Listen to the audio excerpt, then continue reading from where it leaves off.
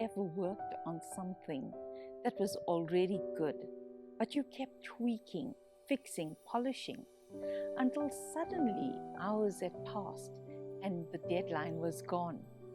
That was me just a few weeks ago.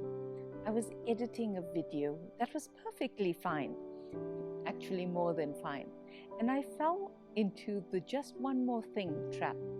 And this time, I really paid for it. Today, I want to show you how to recognize that moment before it steals your time, your energy, and your momentum. And yes, we're going deeper into the 80% rule. If you're new here, this video is part of a deeper series on overthinking, and each episode stands on its own. So even if you didn't watch episode 1, you'll get everything you need right here.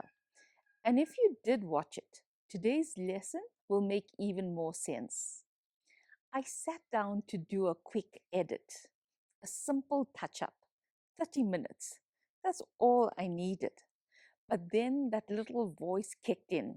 The transitions could be cleaner. Maybe change the music. The thumbnail text needs to be sharper. Suddenly, I wasn't editing. I was chasing perfection. I wanted to conquer that 20%. I wanted it to be flawless. Then out of nowhere, I clicked the wrong thing and everything just disappeared. Gone. Hours of polishing, gone. And the worst part, it wasn't even necessary work. It was perfectionism pretending to be productivity.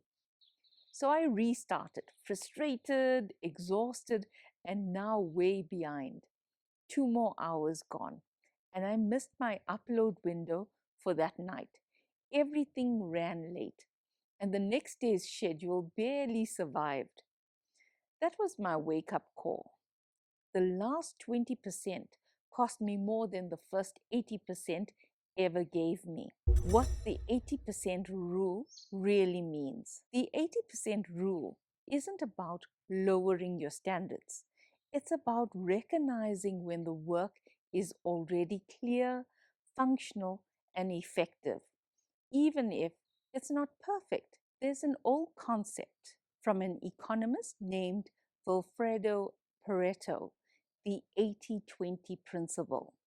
He's found that 80% of results often come from 20% of effort, and that last 20%, that's where burnout hides. Because the truth is, 80% of your email's value comes from writing it, not rewriting it 10 times.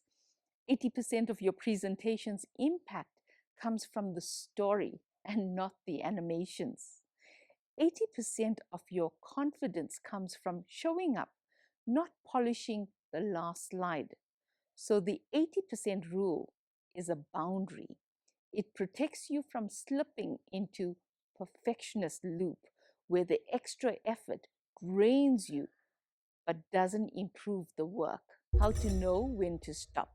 Here's how to feel the 80% moment before you lose yourself in the last 20%.